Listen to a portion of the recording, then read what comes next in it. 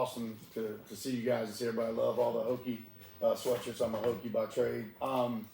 Yeah, I mean, 7 years ago, I can't believe it. And obviously, you guys talk about finest coaches. I'm a Hokie people wearing right Illinois. But my daughter went. Like, it's awesome to talk football and get in front of you guys. Yes, I'm currently the head coach of Centreville. Coach Epperson's been with me. Coach Epperson was actually my first hire. Hopefully most of you know him or know who he is, because I knew that in Fairfax County, your lifeline is youth league because we don't play middle school football, right? So it kills us, and obviously you guys know, I don't know if anybody's here from CYA or former CYA, that type of stuff. Hopefully they can get back going because Chantilly is suffering from it. SYA is kind of down as well, trying to fight to keep commissioners and all that type of stuff. But we're there every year speaking in the summer, doing that type of stuff. I know you guys have camps and you guys do that type of stuff. We probably should do a better job of that. But moving forward, yes, and obviously two coaches here coached against us when we tried to run the spread in 23. And it comes down to players. I mean, you guys know that. That's why sometimes we fight for players at the youth league level. We try to get guys and all those types, and that stuff. But we played a bunch of sophomores in what is truly the spread offense. Ole Miss is running it. Obviously, Tennessee is running it. Mike Leach, may he rest in peace, it is all stemmed from him. My oldest son just finished at Albany, but he played at Old Dominion. And Old Dominion runs it and ran it, and now that guy's at Memphis. That OC is at Memphis. So I don't particularly think it's great at running the football out of 10 personnel, right? One back, no tight ends. But they don't really have counter, but they do so many motions and do so many different things. And Luke and Coach Ep are going to talk about what they installed this year, because I think Bren might come, Renner might come, because we tried a little bit of his. So at Centreville, and you guys can attest to this, it's more speed and bigger, quicker guys that way than we have big guys. We manufacture big guys at Centreville in a lot of ways. It's not when Chris was there, when Haddock was there, when they had the big dudes. Not that we don't. But we were like, you know what? We're stupid if we don't start building on speed and making people defend us sideline to sideline along with horizontal, right? But pass protection is a bitch in high school, and I know it's a bitch in the youth league. And those types. So we had to kind of work stuff out. We played a young kid that got his ass whipped. Right, coach, his 10th and 11th grade year, and then he did a bit of the ass kicking this year. So if you can keep a quarterback, and I know some of you guys, if you're at the lower levels, you like to climb with those kids, you'll see him progress. And please do your best. Do your best to build quarterback. Please do your best. Don't just play one. If a kid can flip it out there a little bit, because we're getting at the level. I know next year for our place, by the grace of God, we got 2. But it's really hard to get quarterbacks because it's one back, one ball, right? And they all want to spin it, and then they don't So anyway, so as you look at this, see if you can create this in your systems and at your places, right? And that's all this is. Take one nugget from today. And if not, these guys have so much information. I'm a defensive guy by trade. We were awful against. I apologize. You guys are fucking the other guys. Fuck everybody, all you guys. So we were awful against Mount Vernon, and I just couldn't take it anymore. So I really hopped over on the defensive side and tried our best to slow guys down there, because as you guys are learning too, you gotta be able to play defense. You gotta stop people. And that's what sucks too. And when you try to stop the spread, it's tough. So. You ready, Luke? You ready to touch up? Yeah, I'm gonna say something real quick just to you guys. Thank you for doing what you do, taking the time out to learn more about coaching kids and making your players better. So I did this for 25 years, and it's a lot of commitment, a lot of time, and you can see it in the teams and how they perform and the ones that prepare and do stuff like this to get ready for the season. So my hat's off to you guys for taking out the time from your families to get this done. So. Go ahead, Luke, and get started. So just to let you know kind of how things work, I am the passing coordinator, but Luke and I did, countless a number of hours on the phone, through email, just going back and forth over film and stuff. So getting the game plan together. So he'll kind of cover how we went into doing some things and put some things together and then get them on the field. So good.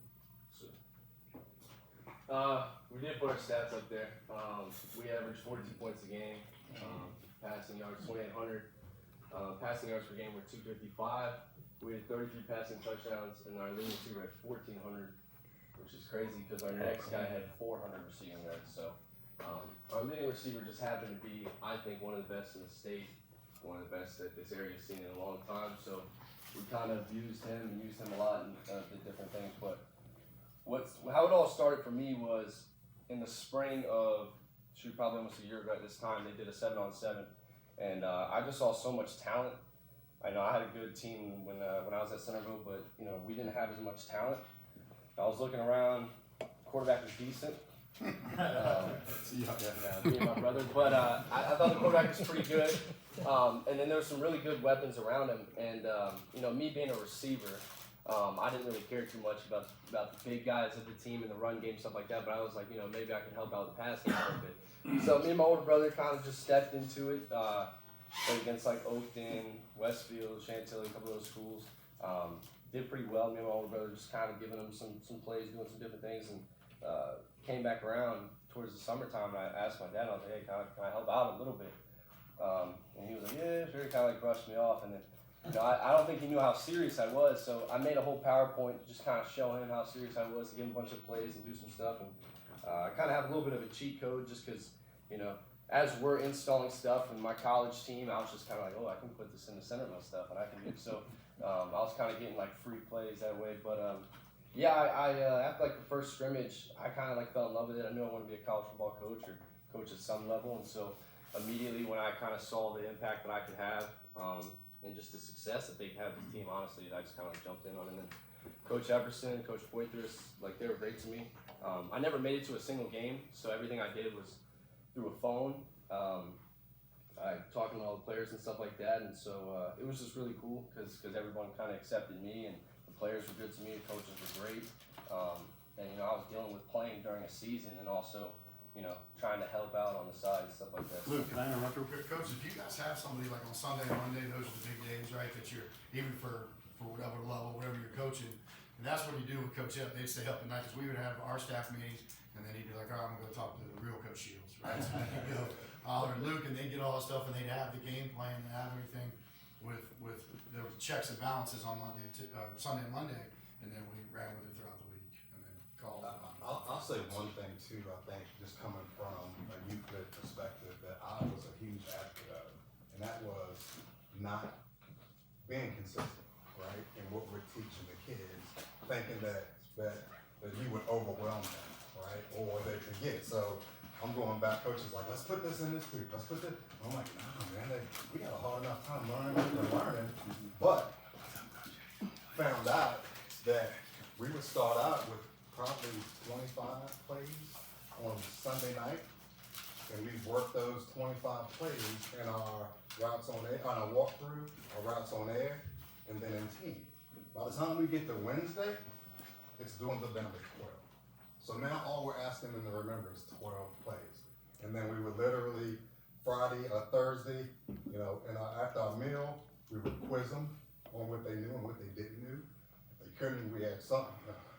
One, we couldn't remember his name, so we presented him, right? So we just make it work. Don't go against that. Like, honestly, if you got to do that, I can't imagine kids at that level are any different than we call them special, etc. You know what I mean? So they got to help. What coach is saying, get a wristband, get something on him so he can see it too. But he had 1,400 yards receiving. That was knew everybody's job. Yeah. So he would literally say things to draw coverage to him to open somebody up. Will's lucky he didn't want to play quarterback. Yeah, he's a smart kid. So, but he was able to help the other kids out. So just don't be afraid to make those changes, and it keeps teams from being able to call you predictable, right? And third and long, you run this. Well, not this week. It's not going to be that. It's going to be something totally different. So our scripts for the games were rarely not the same.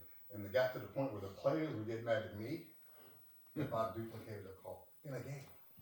They're like, we already ran that, especially against teams that were disciplined. They're like, we already ran that. They're going to stop it. They're covering us on that.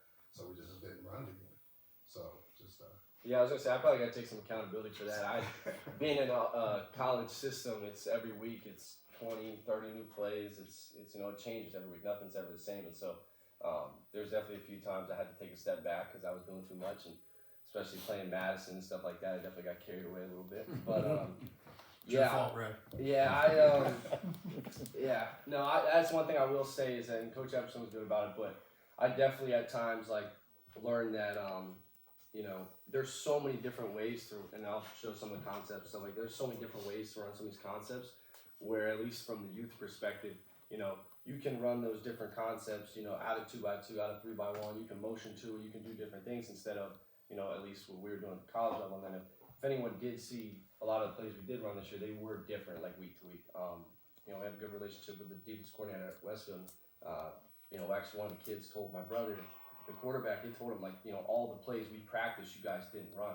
And that was just me being a college guy, just trying to do that on purpose. But that's not the smartest thing, especially with high school kids, like you're saying, remembering plays and like that. So it did come down to everyone ended up having wristbands and doing all that stuff. And if you don't take the time in practice to have those minutes and stuff aside, and have those periods aside where you work with the receivers and quarterbacks and all that stuff, it's just never going to work. So the coaches did a really good job all year.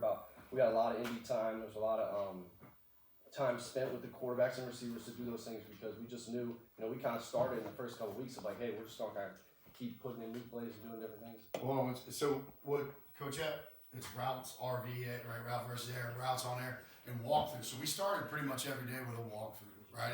Yes, every coach didn't think we cheated like Saban. Saban talks about, a meeting. So we would have a quick meeting if you guys wanted to do that on the field, and it depends on what level you're at, right? You go from the little guys to the big guys. But if you want to, and I know you have offensive days and defensive days, but we were specific. We didn't have to do that in high school. But routes on air was an everyday thing after a walkthrough. So they're literally like, okay, this is what a smash route is. And then we ran it. And again, you can kill your kids, so you got to be careful. But right, it wasn't like, all right, we get the team and say, okay, you guys are running dip on this side and pin on this. They wouldn't know what you're talking about. But you have to do that type of stuff. And then, of course, being a defensive guy, I think the run game is really important. But these guys with passing concepts and that type of stuff, you can't do it enough. You got to walk through. You got to talk them. I would say this too, just knowing you guys, 2 hours is what you had. If you took 10 minutes and dedicated to passing, probably 5 minutes of that could be the routes on there / walkthrough. And I would say 3 passes. If you have 3 passes a week that you can put in and you can execute those 3 passes, you're probably gonna be in pretty good shape. Something with a deep threat and something in a quick game, you're probably gonna be all right. Yeah. I was just saying, as far as a receiver and me learning stuff a lot, one thing that helps is if we do install something and we're doing it, and let's say we install whatever play it is or whatever concept it is, and we come back to it 4 weeks later, let's say, well, if the coach comes in and explains to us, it's just so-and-so play we ran week 1, we just kind of put someone in motion over here, we're just doing that in a different formation, then it's easy, it all makes sense. But sometimes coaches get carried away when they call one thing Florida and they call the next thing Miami. And you're like, the players are looking at going, it's the same thing, but the coaches know it's not the same thing. But in their heads, it's the same thing. And then they start messing up plays, they start doing stuff. So, sometimes, yes, it can be a lot for them, but if you do try to explain it to them, they can try to pick stuff up and learn it themselves. So, it's just one thing. But. A little bit how we had success with the playbook. We already kind of talked about that. A little bit just being all over the place. In a good way, though. We did change week to week. Like I said, a lot of the stuff was different. I think that helped us a lot. We probably didn't need to as much as we did because we had so much talent at receiver. But I think it helped from a standpoint of, people just had to guess, kind of what we were going to do. They had to line up in whatever defense. I knew what defense people were going to come out in. I knew what I was going to get if I motioned a 3x1. I knew what I was going to get if I came out in 2x2. So, I think that just helped me from putting in plays week to week, as far as just kind of putting in the right plays that I knew, okay, I know what look I'm going to get, so I know what will be open, I know what probably won't be open. I could kind of help, where the quarterback should go with the ball, those types of things.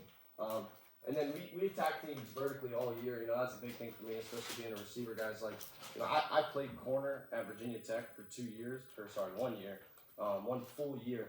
And you do a lot of drills at corner, and I was a safety growing up and stuff like that, and it's real easy in drills. But when the lights are bright and the ball's in the air, as like a DB, like the guys don't want to admit it, but like they kind of shit their pants, and one of the biggest games of the year against Westfield, we scored 2 big time touchdowns on just a go.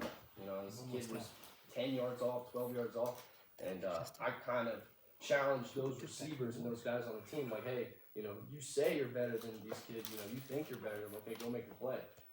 It's just really hard as a defensive back, and they'll be the first to tell you, like when the ball's in the air, it's different for a defensive back who can cover guys and then go up and pick the ball off. Like that's really hard to do, especially at the youth level too. I mean it's just really hard to do.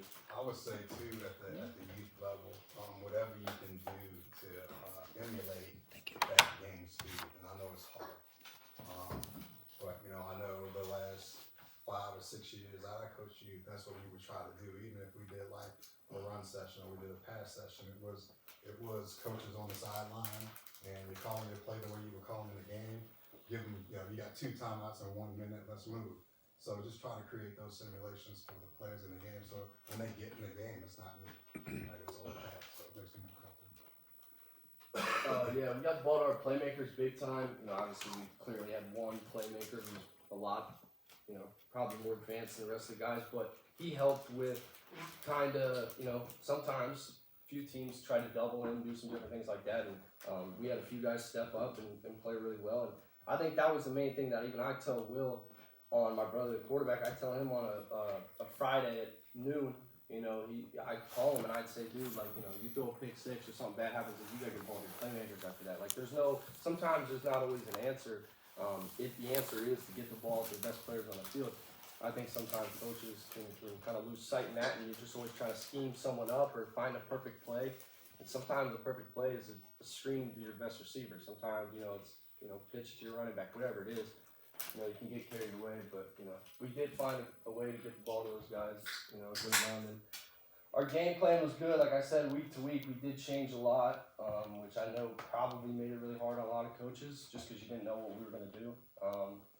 We did have a lot of options, like Coach Epp said. I mean, we won the games with probably went into the playoff game with Madison a lot more plays than we did week 1. But it's just like.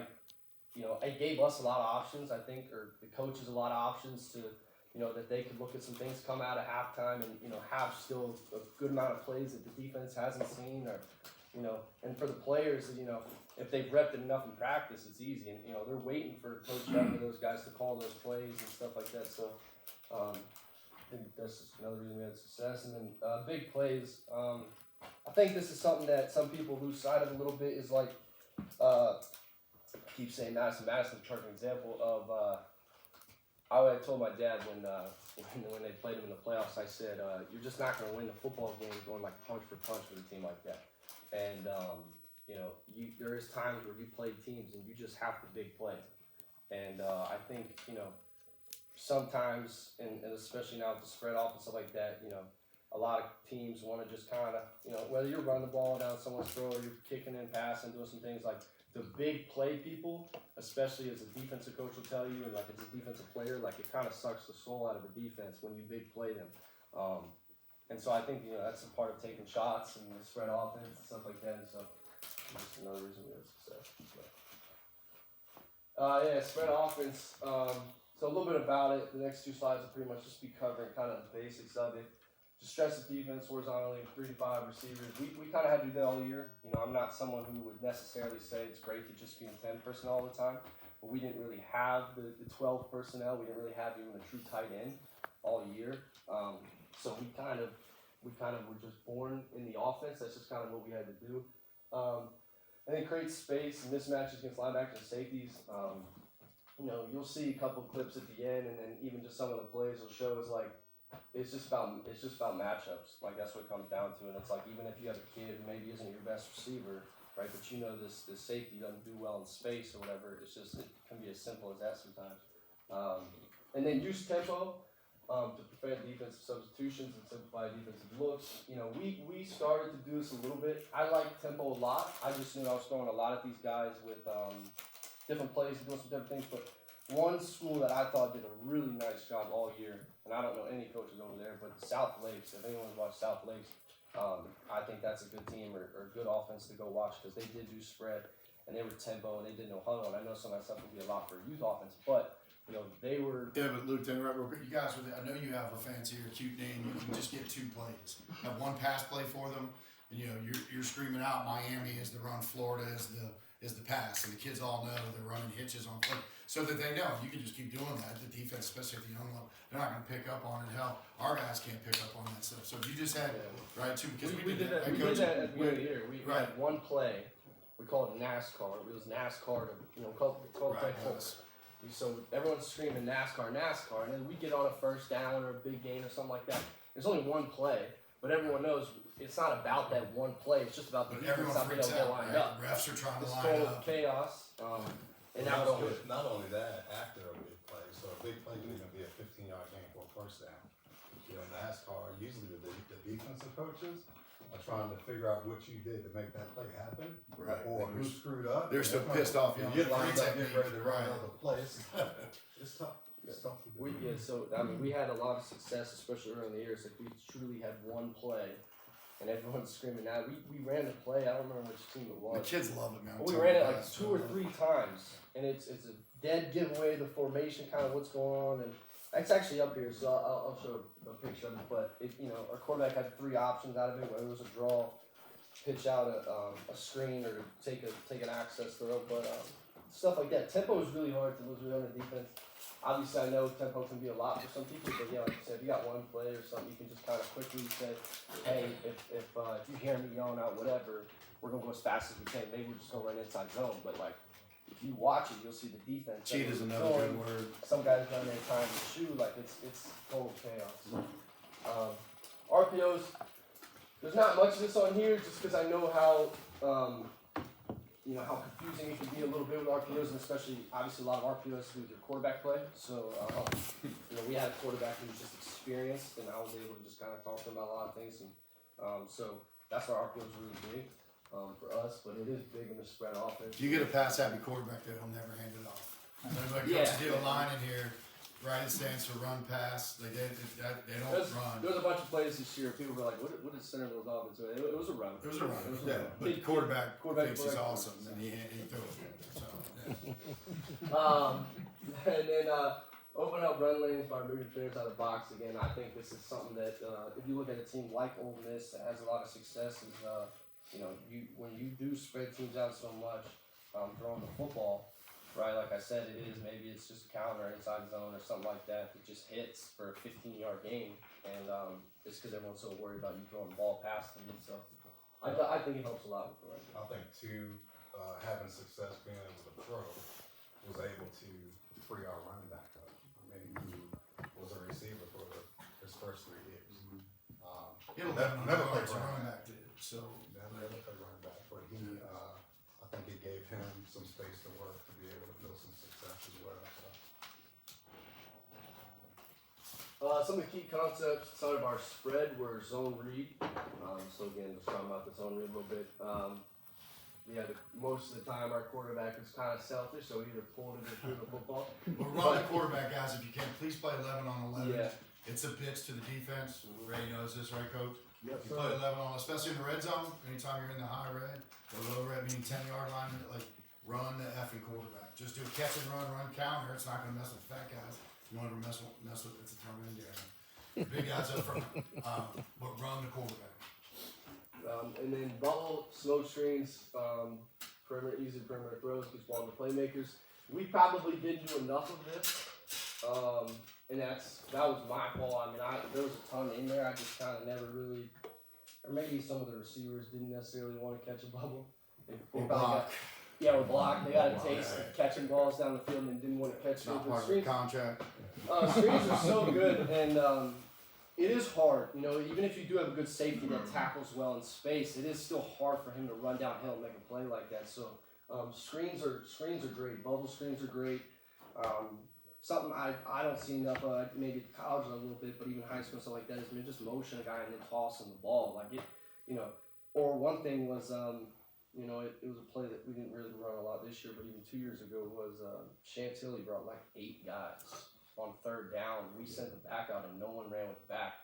And if the receiver blocks, like he's probably still running to this day. So it's like, it's just could be just as simple as that of like, you know, some guys, that's a big thing too for me. I'll probably hit it here at some point, but like motion, like even especially at the youth level, like motion, people, a lot of defenses just don't really move to motion, or they act like they're moving, but they're not really moving, or you get them outnumbered. You know, you know, everyone can line up to something when you break a huddle, but you motion guys will do some different things, and now guys aren't lined up anymore.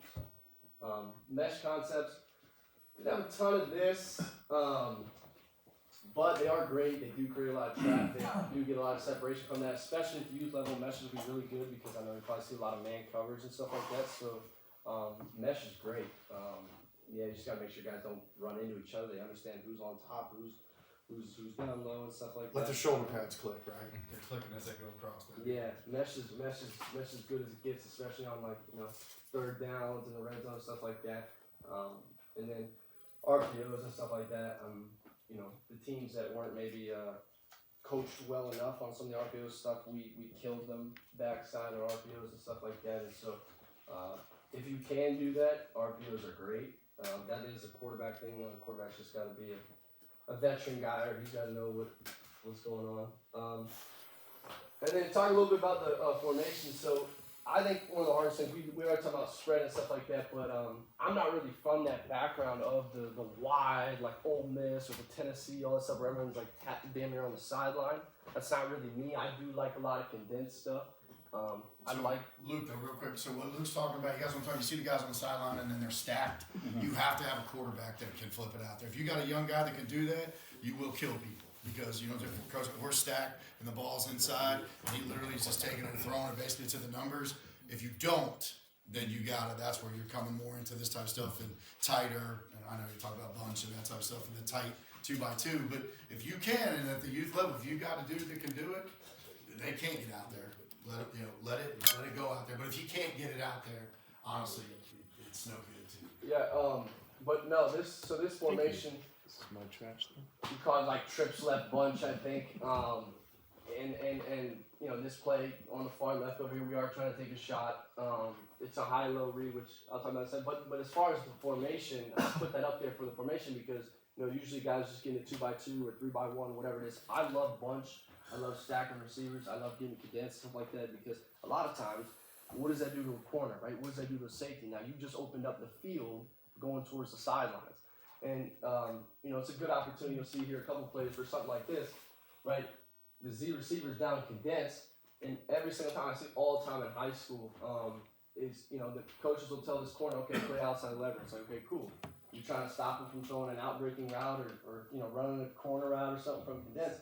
But a lot of times, if we're running at him, if that receiver's running at the corner, the kid just keep backing up, and he just keep going towards the sideline. And now we're just going to run right by him and, you know, put your foot in the ground. You're running straight at this point. And, you know, I think too with that Z receiver, most of the time when the wideouts move inside, they think he's trying to create space to get outside.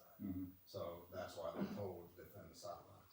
And so, and real quick, you guys, so that tight bunch on the left, you guys can run out of that. We scored against Westfield on that. We just ran a toss. We call it Little League because it's a Little League toss. He literally was standing there in a bunch, and we just tossed it to him. He walked in the end zone.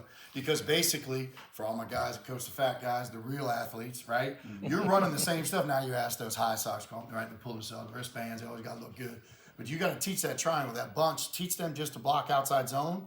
And shit, you've got what you want. You can, like what Luke's got up there, you can throw coach up. They can throw it out of it to take a shot. They don't know what you're doing. And then all of a sudden you either toss it or just zone or just hand it off. And now you've got everybody out there. one of their more successful runs, and then we actually ran this at Tennessee Tech. That's where I got it. I told him, we called it, so it's out of this formation, we called it bop, this would be bop left. We called it bop left, bop right. That was it. That was as simple as it was. And as these receivers out here, we knew that, so these receivers, for us three at least, I'm not really sure what the tight end was doing. I'm not gonna lie, I'm a receiver, but the Z and the F, we are turning into a kick return. We're gonna get out here, and this, the back will be on this side. Obviously, the quarterback's gonna catch it, and then he's just gonna pitch it to him. And we're trying to wrap this thing and get outside, because now if we can get outside and maybe tight end try to pin a backer or something like that, if this F or whoever this point guy is, if he'll stick his face on the safety, or maybe even, especially in youth league, if you can go double the safety, crack the safety, now we're leaving the corner one-on-one with the running back. I know they scored against Westfield on that and stuff like that, but it's a great play. And yeah, like you said, you can run. There's all sort of quick game concepts out of a bunch of stuff like this. I love it truly because I think, like you said, you still can run out-breaking routes.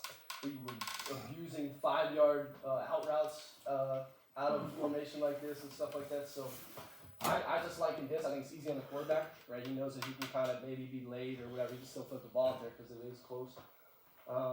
So yeah, those type of formations I really like, other than just being in your wide spread. But the motion, like I talked about earlier, is like I love motion. I love like creating chaos. I love seeing like a lot of times.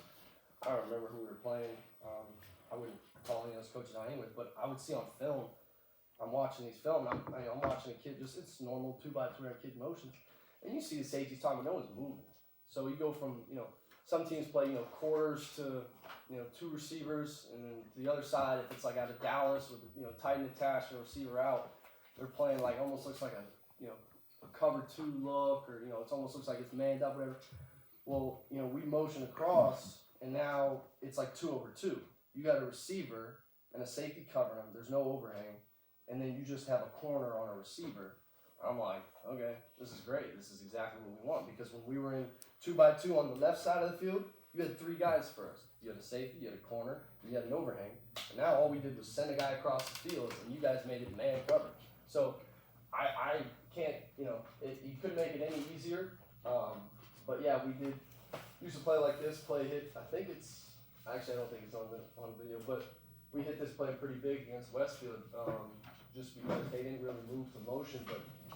Luke, real quick, that guy anyway. Coach, certainly not talking, just talking to you that like what he's saying is everything's number wise, right? Coach Gordon, we're always on defense trying to get half a man over there because you fuckers on offense are doing this and moving and doing. You're cheating first of all. Your linemen are blocking downfield on our. Don't get me started.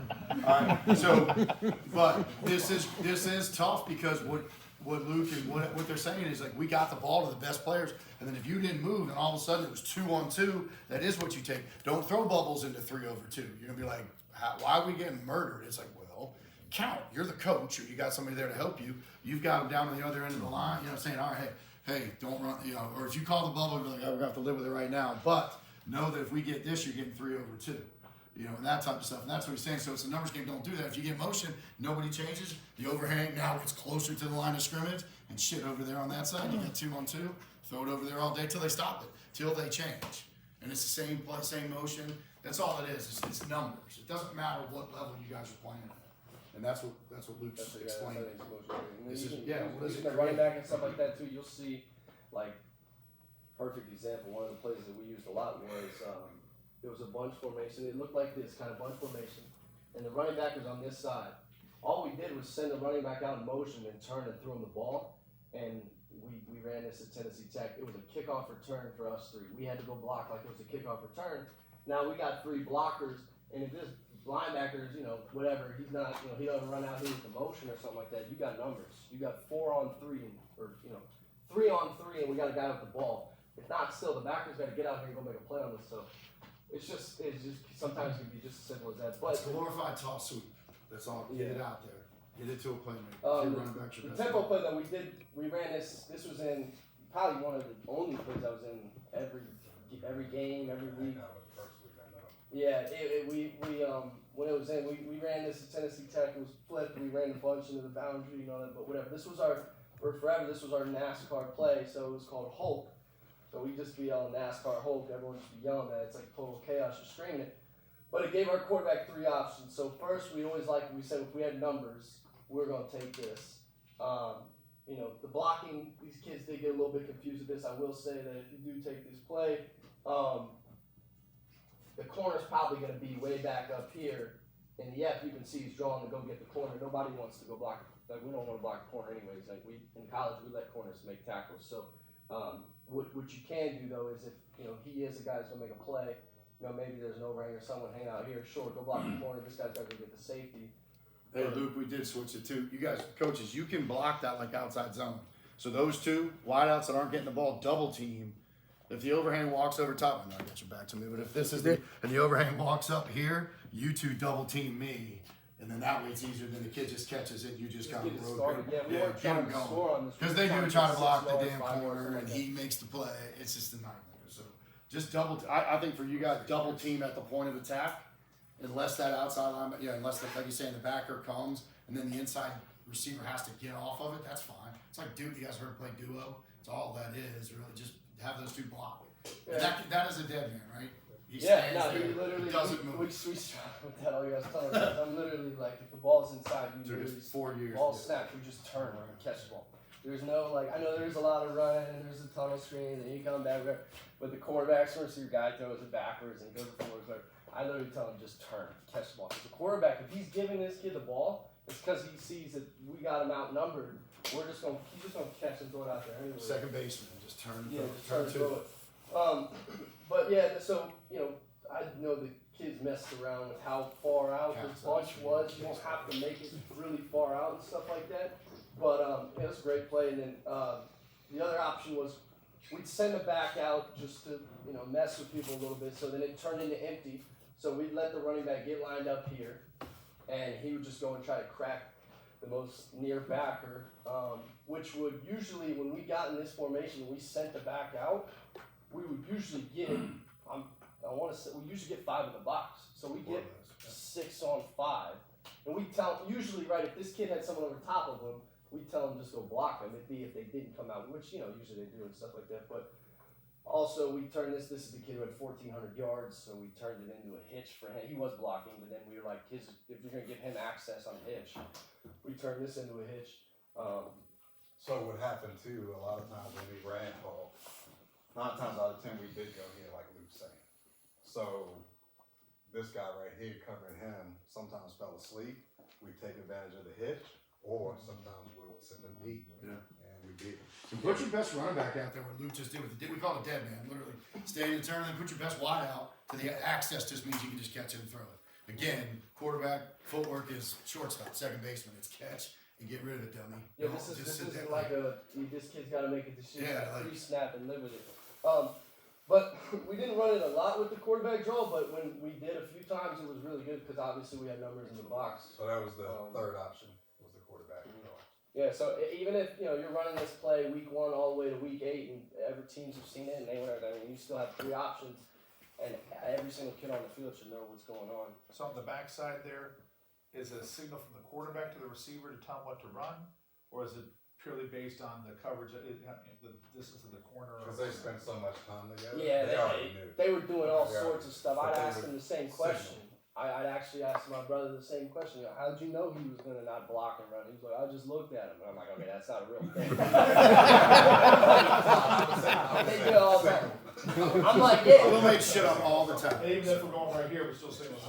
Yeah, signal. So we, I'm trying to remember what we changed it week to week so much just because we were on TV. So but yeah, it's any signal. I know some people tap their ass and they hit the back of their head, or they do something, whatever. It doesn't matter. But yeah, so usually they will give you corners playing 9 yards off and inside the edge or something. We'll just grab catching this into the boundary too. So we'll just catch and throw an easy hitch.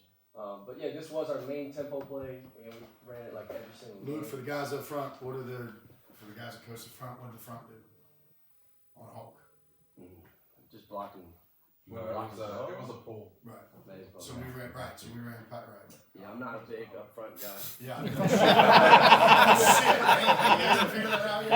You guys coach found out? Couple of wide receivers. That's what Now you know what our arguments would be like on Sunday other night. coaches call me and be like, "What's the blocking one?" What do you guys do? Hold on. I don't know why I throw smash.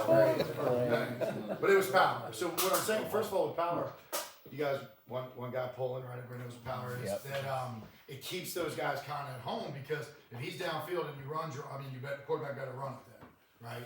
Because if you're flipping it out there, one of those guys, even at the youth level, will drop a flag just because.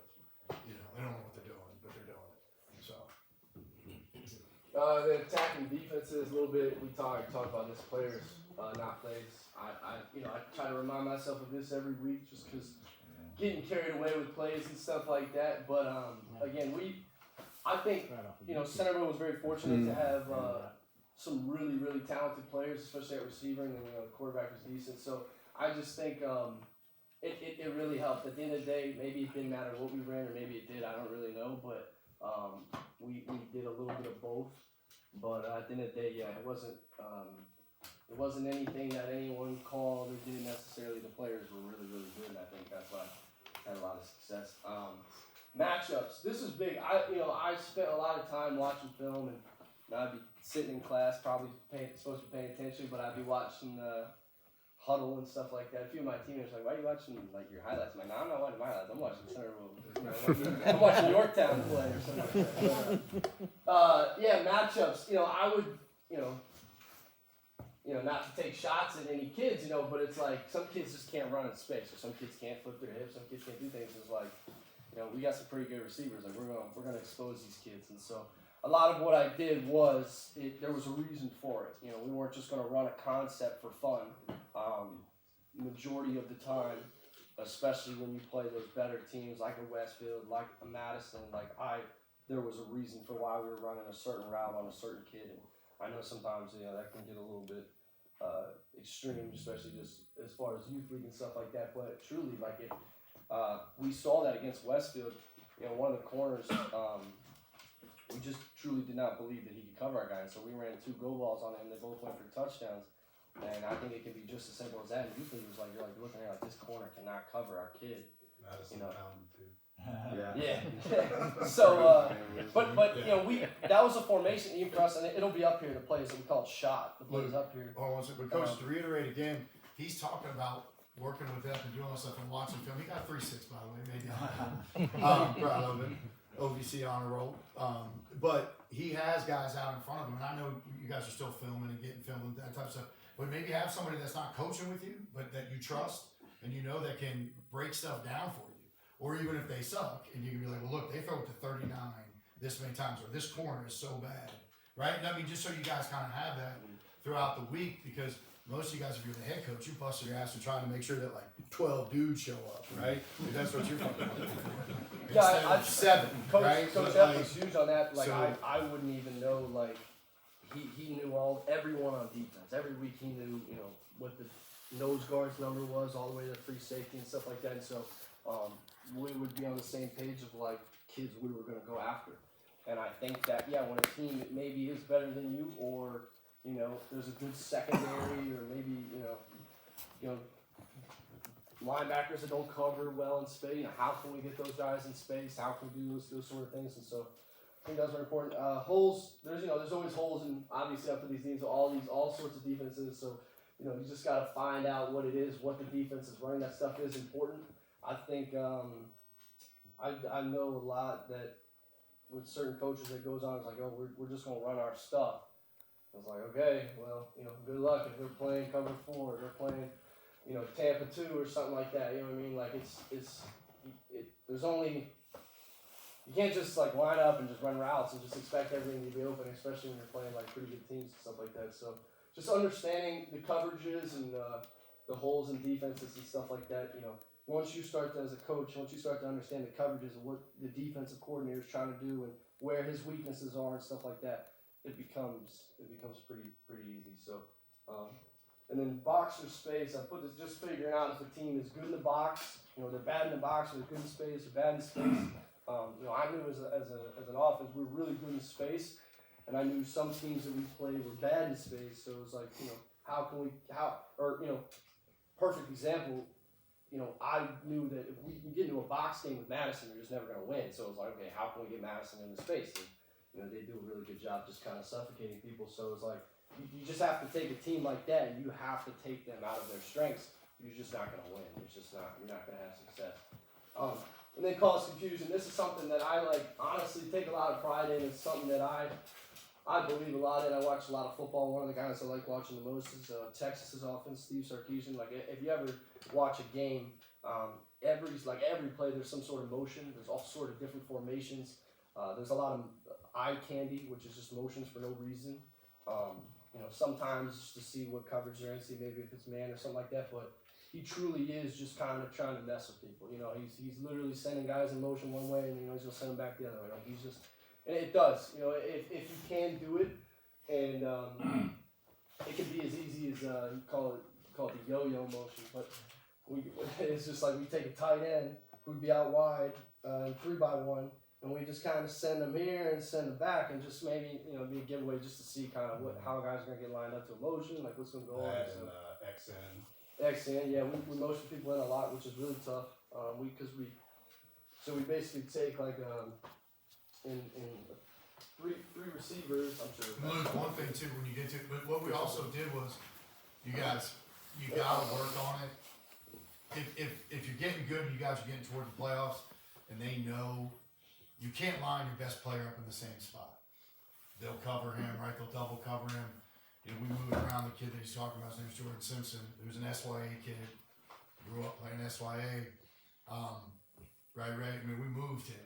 Yeah. We weren't going to let you sit there. And sometimes we weren't. In some weeks we weren't great at it. But no, I was saying like we.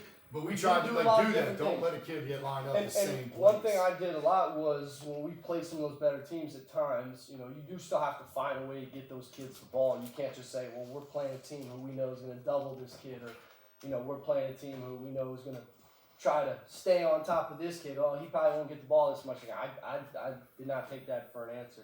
And we played, was it W&O we were talking about the other day? Yeah. W&O? It was W&O. We played W&O, and we used the kid a lot the previous week. And I was like, this is a perfect example for one of our talented sophomores to get the ball in a slot fade. So all we did was take the kid with 1,400 yards, brought him in motion. He brought two guys with him and ran a curl route. And they both, were on him. And we took a shot on a nickel or overhang, whatever you guys call it. But, we took a shot on the kid and went for like 60 yards. We keep the ball in bounds, the touchdown, but the quarterback liked it. Speaking of moving your key receiver, usually in 3x1, Jordan was by himself, so we mixed it up and called Trex, and we put him into the trips formation.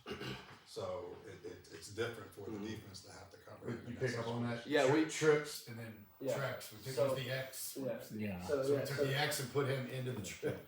We're not very smart either. I'm a gym teacher. Because it was a way to get that kid against safeties. So we keep it pretty simple. Yeah, so it was just a way to get that kid against safeties. He played a lot of corners with safety help and stuff like that. We said, okay, we're going to take this kid and we're going to put him down to the 3x1 side and we're going to put him in the slot. And then it was like, okay, well, what if you want to use that kid?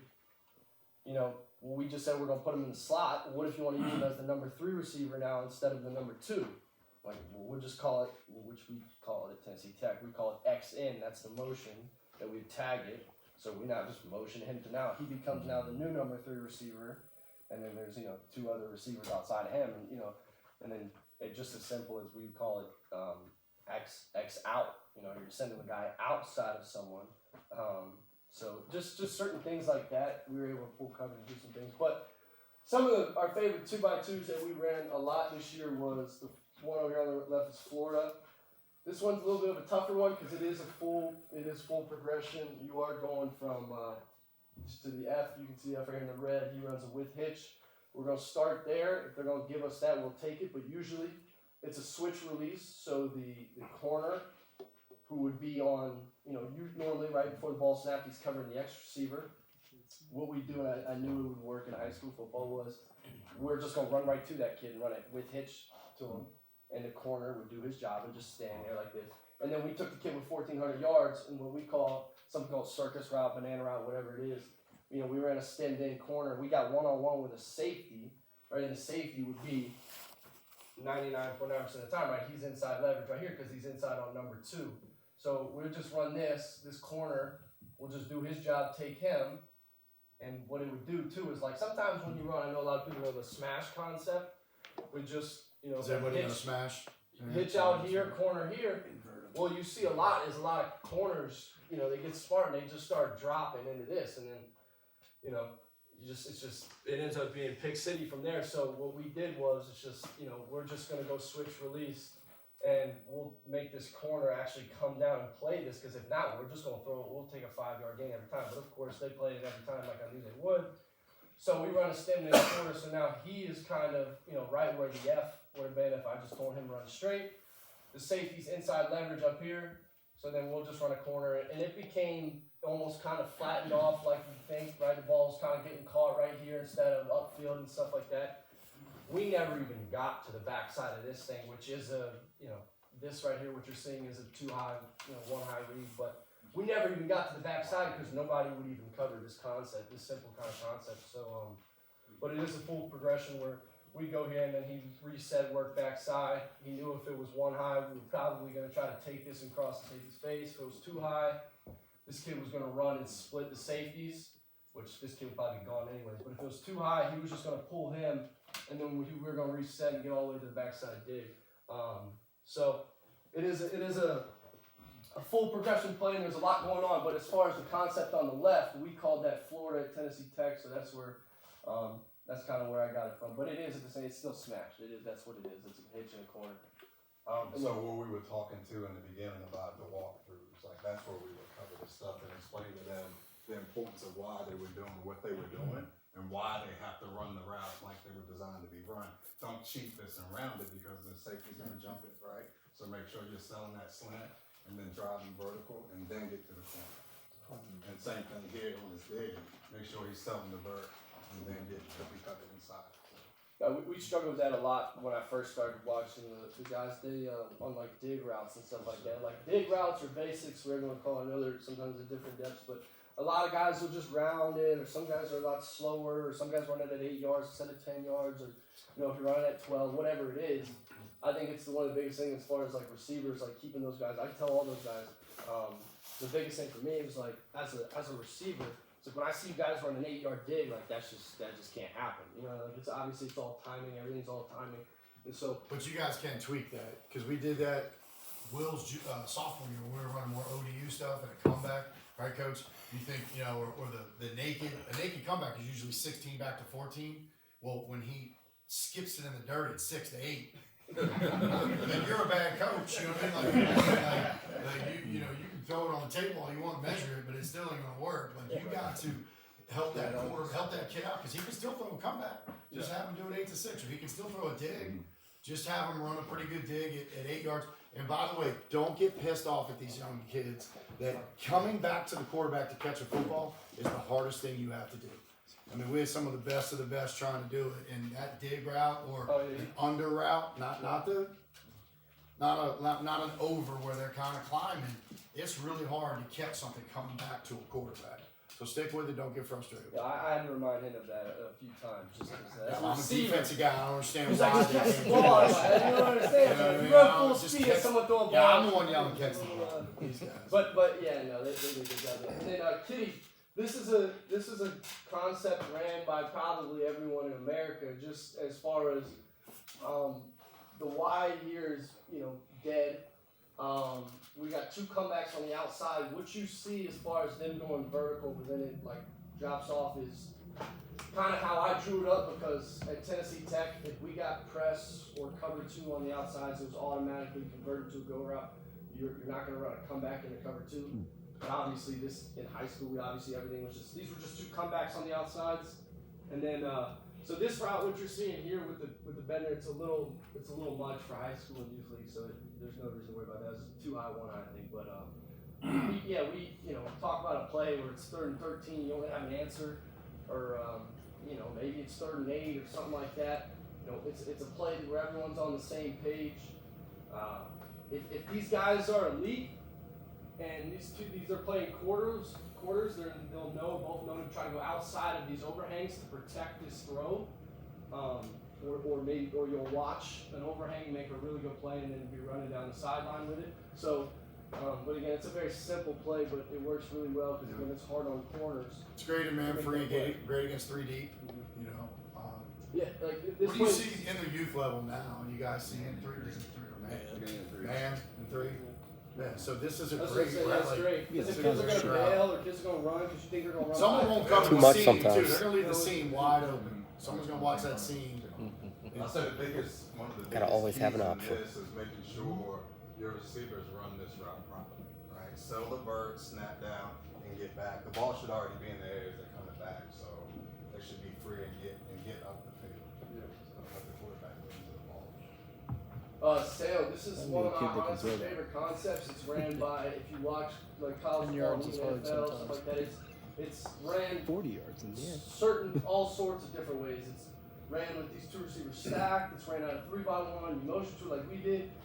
All it is, we're just using these two receivers. If we're looking at a normal quarters coverage where you got a corner here, safety inside, and you got an overhang here, what we're trying to get is the corner should be gone because he's taken by the posts. If this safety's playing down or he's playing heavy on this number 2 receiver, we'll take a shot on a post on a corner all day. But the goal of this play is we send this kid in motion. Now you can do different things with it. There's a few times this kid kind of came, ran a little arrow route. All we're trying to do here is give our quarterback a check down, and we're trying to pull this overhang to do his job and cover it flat. And then we're gonna throw what I call sail route right behind his head. I think Jack, my brother, made fun of me about this drawing earlier, but how to describe it is it's not I had a hard to allow to receive on. It's not a 10-yard route. Yeah, and it's not a corner route either, where you run out of corner route and you have that high angle. It's almost like a shitty corner route where you're kind of just drifting. But if you, if you are seeing this where a team is playing some sort of quarters coverage, or, it's still good against cover 3 and stuff like that, but if this kid runs this route at 8-9 yards, like there is a chance that someone's going to pick the ball off, some sort of underhang or something like that. Kids just see that you're not going to throw it to this kid. Who we would send this kid in motion, he would just hang out right here by the numbers. And some people would be like, well, that's not, what is that? Well, it's actually great because if the quarterback's reading it and he sees both of it covered, he knows exactly, and the guy stands there. We made 2 big time plays on getting that. We would literally stand there and we teach the kid, we go in motion. Go to the numbers. Stand. And we did some different things at Tennessee Tech where we'd send a kid in motion, make it look like jet, and then that kid would you go hang out and stand your ass on the numbers.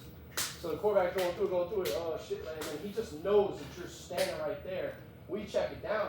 And if this overhang wants to be, a safety and cover guys deep, we got a guy right here who's going to get at least 5 yards before he gets touched. So, but most of the time, the overhangs did their job and they came down here and kind of covered this. And then what it does is, the whole scheme of this play is we're trying to just get one-on-one on this safety. You'll see it's just hard. It's just hard to cover for those guys. But yes, again, it's like a 10 to, at least from high school, we were trying to get it to like 15. 10 yards, ball's gonna get picked off. But as far as youth league and stuff like that, this can be an 11-yard route or something like that. I'd say in you too, again, don't be afraid to switch these two.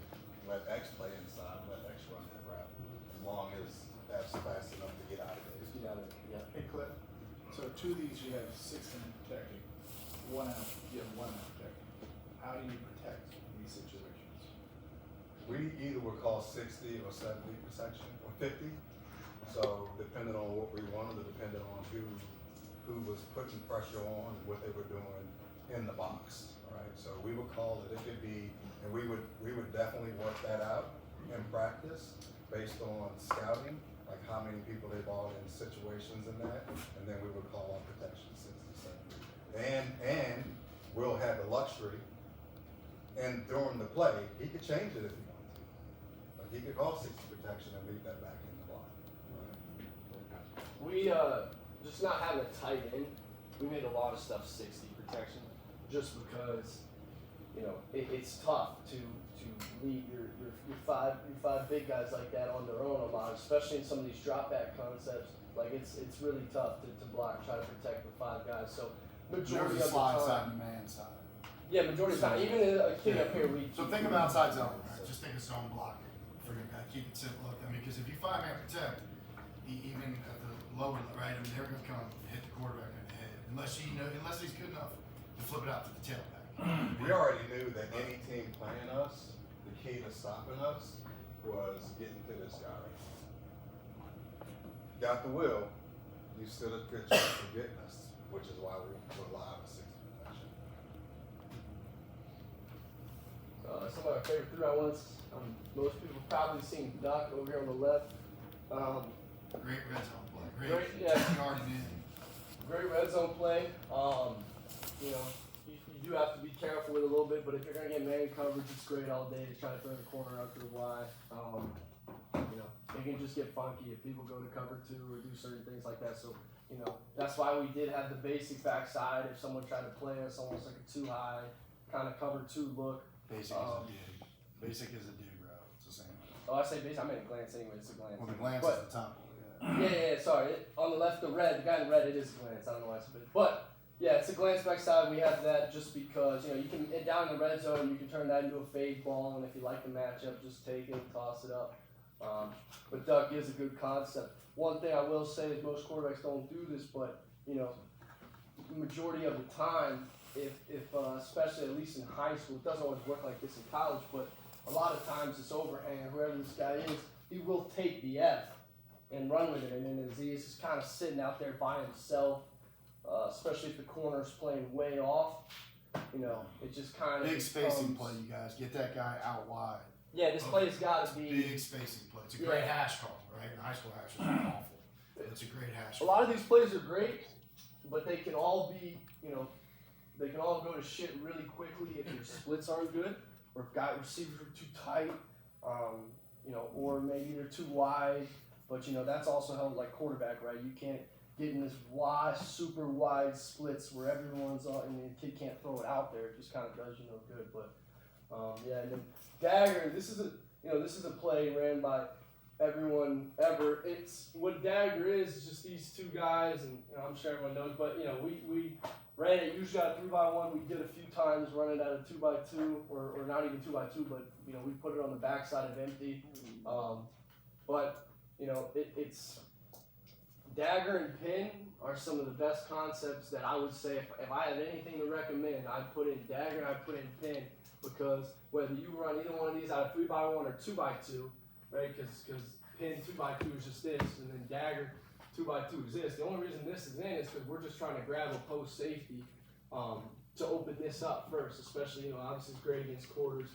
We're going to try to attack the safety, you know, then work to the dig and come, and then the shallow would be the 3rd read. But again, So I would say this too, Lou, that Y and dagger is key, right? You gotta have some speed. So a lot of times we would put 15 in at Y and make you respect him. He's gonna grab the safety, and that could help open up. yeah, and then it ends up being like truly, right? So coaches call quarters coverage, and they're like, oh, this is great. We're in quarters 3x1. Like, they can't really, you know, how are they going to attack us vertically? Our corners off, or all this stuff. And it's like, well, now we're going to pull your middle of the field safety. We're going to get one-on-one. He's going to run a 10-yard dig, which is going to pull this corner down. He's going to cover him. We're going to get one-on-one with your safety, who has inside leverage, right? And he thinks he's okay, but, you know. So I'll say on this, and I know this is on the video, Yeah. but F is in the middle, and that's actually, we moved Jordan in there, right? We call it, that was Trex. Yeah, he's going against, I think it's young Casey, right? And who is very reactive to the ball, right? He reads bodies.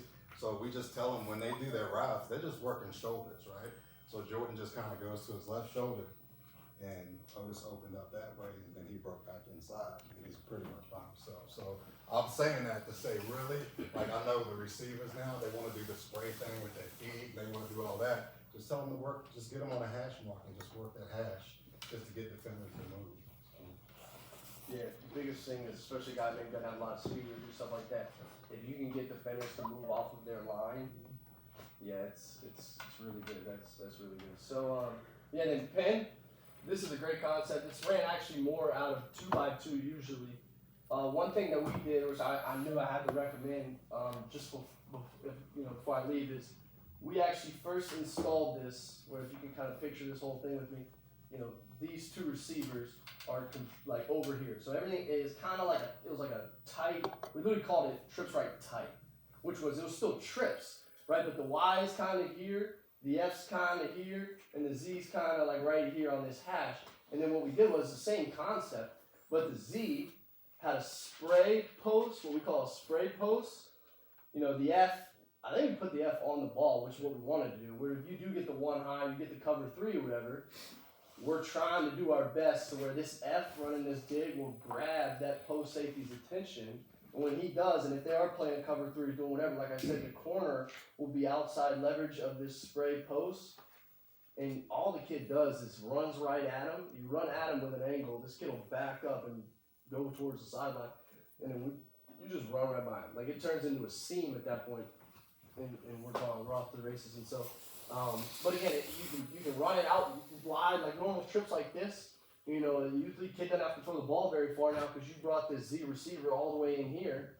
Now we're gonna full coverage with the dig coming across this post safety. Maybe he doesn't. Usually if he doesn't, we would have to, when you condense like that, you know, it gets tough. That dig window completely shrinks, and then we just end up going to the check down, which is the tempo. That's why you kind of see this. We just kind of made this kid tempo and then run a 5-yard out just so that we had the timing so that the quarterback could go through the full progression and have that 5-yard out. So it would work out timing wise.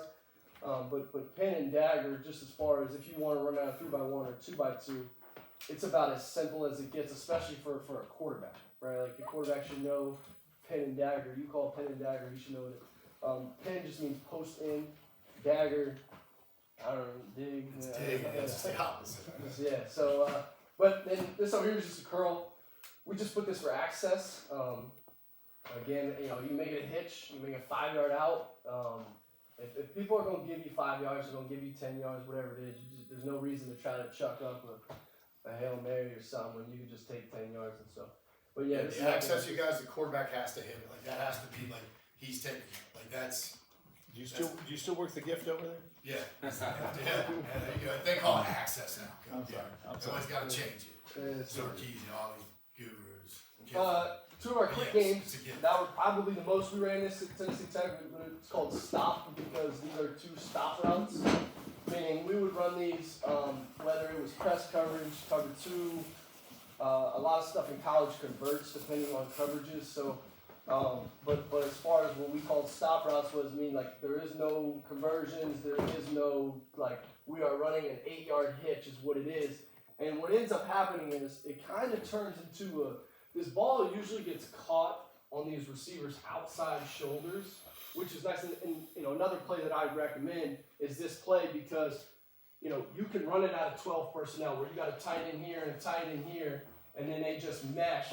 All we were doing with the mesh here, we weren't actually trying to work to the mesh, which we do in college, but as far as in high school, if there is overhangs on each side, we're just trying to pull them inside for a second, and then we're just going to spit the ball out here to either, you know, this quarterback, he's picking a side. There is no, maybe I'm going left, and then I'm going to go right, and no, he's got to pick a side. And it's just a great play because it's not that, you know, a lot of, and I'm a receiver, so I know guys, you tell them run a 5-yard hitch, and I'm running at 4 yards, and you're like, dude, what are you doing? It's 8 yards, you know, maybe sometimes it's 9, maybe it's 7.5, but it's a very simple play. You know, it gets the job done on 3rd and 7, something like that. Everyone's on the same page. It's really easy for the quarterback to just pick a side and go with it. And then we always tell our receivers, like, be physical at the top. Like, nobody calls offensive pass interferences. So if the kid's squatting on you, which a lot of people do, you shove his ass. You know, and then at that point, we're working back to football and stuff like that. So, and then chop. This is chop. This is the chop concept. We called it something different at Tennessee Tech, but you know, it's a great concept. You know, it doesn't necessarily always get thrown, especially to this guy. That's a now slant. He doesn't really get vertical. I know it's drawn. It's hard to draw that way. Yeah. So he's trying to get the overhang to chase and the back or the backer to run with him. Yeah, we're just going to try to kind of pull this guy inside. Now, if they do something, you know, you get different looks and do certain different things where it become a right now throw. That's a lot of this stuff can kind of get a little crazy and stuff like that. But what ends up usually being open is this kid runs this on the overhang. The overhang thinks, oh, he just crossed my face. I'm going to make a play on this right now slant. And it just completely opens our 5-yard in window that you know, we had a ton. I know Will got really greedy with throwing this route just because if you do catch and you almost do throw right now, it is open. It just, that window is so tight. I hated that he did that because I was just like, dude, you got to be careful. One of these backers is going to, you know, he's going to have watched this film. He's going to punch right under that thing, and you're going to be trying to tackle him down the sideline. So, but then Ohio, everyone knows Ohio is great. You know, Ohio's never been stopped ever. It's like, you know, it's if this kid's a tight end or he's physical, or one thing we did against Madison in the year was we started running this stuff out of with a tight end attached, and we just had this kid who's a bigger kid ended up playing for us towards the end of the season. You know, we knew that we'd probably get a linebacker or something on him, and he's more of a receiving tight end anyways. So we were just going to get more room to throw this 5-yard out. Because I know sometimes when you line up in 2x2, like what do most defenses do? They're going to match up 3 for your 2. They're going to have 3 defenders for your 2 guys. Well, if you get into Dallas, have a receiver and then a tight end attached, nobody really puts 3 over there anymore. They put like 2 over there. And no one thinks you're going to throw it to tight end anyways, or they just don't necessarily respect it as much. So we were just going to take all this access we had and throw the 5-yard out. It's just, Ohio's a great concept. So, and then even a lot, we ended up making it a NASCAR call. We mirrored Ohio. So, you know, we tell the quarterback, you know, peg aside and take it. A lot of people give you those free 5 yards on that 5-yard out. And, you'll just take those over there. So. Yeah, I'd say come up with three NASCAR plays just to go with tempo. All hitches is one, no matter what formation you're in, all hitches. And he's going to be able to identify who's going to be open, probably pre-snap. So all hitches, and then mirror Ohio. Yeah. So your kid quarterback could be on out NASCAR Ohio, and you know everyone just knows, or you know whatever you call your hitches, like NASCAR Hawaii, right? And then everyone just knows like get on the ball. We're just running our normal old Ohio. You know, so it should be really the first pass play you install is like Ohio. You just, hey, NASCAR Ohio, and everyone's like freaking out, everyone's screaming, whatever. All you guys are running just Ohio, and it goes for 7 Anybody know why it's yards. called Ohio? Everyone take a guess. Has an O in it. It's out. Yeah. That's it. Ohio. That's it. That's it. Yeah, so deep shots, we called this play shot. We literally called it shot at Tennessee Tech. We were just taking a shot. This F was never getting the ball unless, you know, which we did talk about. If it is, we do get a cover 3 look, and this safety is super duper deep, and he's trying to maybe play the X or the Z, and you know he's trying to play this deep field, whatever. You know, we told this kid almost run it like a crappy post to where he would get the ball at like a 15-yard range, but he's really just trying to pull coverage. He's just kind of trying to occupy that post safety. We're just going to take a shot on the outside. Quarterback's got to pick a side and take a shot.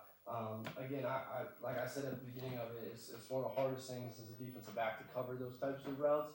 You know, oh, it's simple, or oh, the kid's 10 yards off, so it's fine. It's like, okay, well, watch, throw the ball with your good receiver on their corner. It not always matter how good the corner is. Kid's got to go make a play, or not get a pass interference nowadays and stuff like that. It's just so hard. And then also another thing we loved out of it was we did get 70s protection, so that was big because this also did look a lot like more of our run stuff. So we were able to kind of take shots out of it, and you know, we did get that 70s protection where our quarterback could feel nice and comfortable and take a deep shot. And then this one's a little, you know, it's a little more of like the spread and the Tennessee and the ODU stuff like that, where it's called switch bomb. So you know, these post runners are 99.9 probably not getting the ball. Again, they're kind of just occupying people. You know, unless, you know, it does happen where guys bust coverage and something like that, and either the quarterback will see the guy run down the field, he'll probably be swinging his hand or something like that. But we get like 2 slot fades by the inside guys, and what these inside guys have the ability to do is to break this off into a comeback if they feel like, you know, the defense is playing way over the top of them. So again, it can be, you know, a little bit extreme, but we didn't run this play a lot actually. I just thought if, you know, if you have the guys that can do this, if you've got 2 receivers, maybe just 1 receiver, maybe just run this to one side of the field, because you have a kid who's just wide, who's just really smart. He understands, and the quarterback understands. They're on the same page.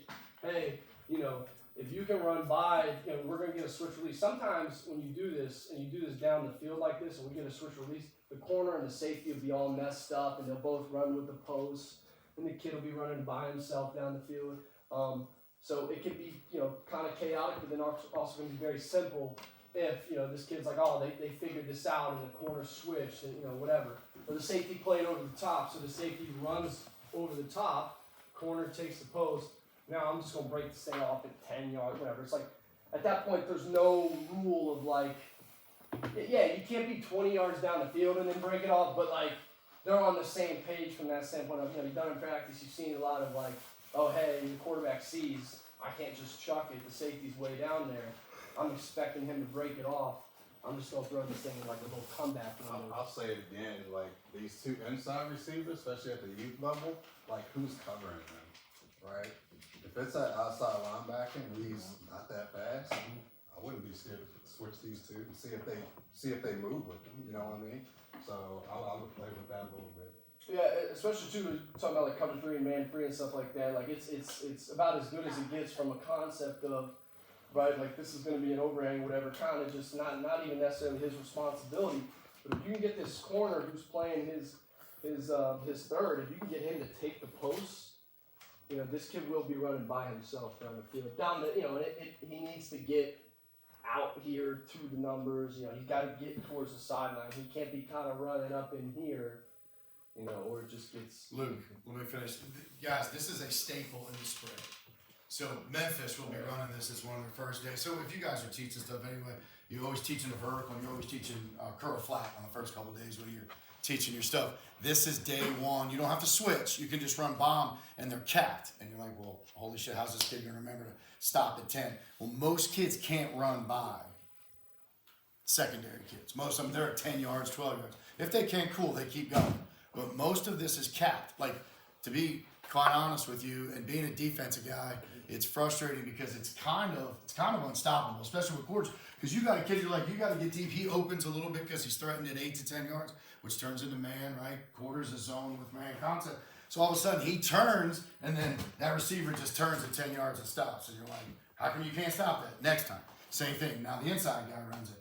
Well, now we switch, right? It's as old as can be, the switch stuff. But the cap part is the hard part. And if you can cap these guys at 10, you'll have 4 guys open. Because it's really hard defensively. Unless it's just pure man and they press, then that's what they're talking about. The inside guys can be open. And maybe you don't run switch at that point. You just run at them and then stop. Because you're probably not going to run by a guy. If he can run by him, awesome. The quarterback needs to throw the long ball, the fade, whatever. But it is a capped route typically. And it's a bitch to stop. It is a staple in the Mike Leach, Sarkeesian, all those guys, Kiffin, in the spread offense. Oh, this is it. This is 3 Ready clips counts. of just kind of showing what we did. So the first play is dagger, so which you'll see out of that 3x1. I think it came out of halftime. Kind of being a little flat in the playoff game. And So this is where we move. This our Trex. inside. So this is the normal Z. This is our now X who flip. When we said Trex, I guess when we said Trex, that just automatically meant that the X was going to go to the call, so he's going to go to the trips, and the guy we were switching with him was the F. So usually normally if we call trips right, it would be the Y, then the F, then the Z. We call it Trex. We flip. Now we put this kid by himself, and we got our 1400, whatever. We got him.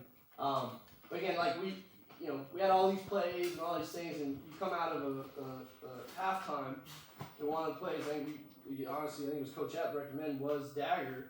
I'm like, yeah, honestly, Coach, yes, because we had all this fancy stuff, and then to get us kind of a chance back in this game coming out of halftime, we ran a super simple play and concept, and it goes for like 65 yards. Watch how Jordan works the hash on the safety. It's not a lot, just enough to get him to turn. That's it. And that's if he didn't do that, 7 is dead. Yeah, because inside My team has a shitty defensive That's an old fucker, I know that. We had to do that shit because we were getting dominated up front.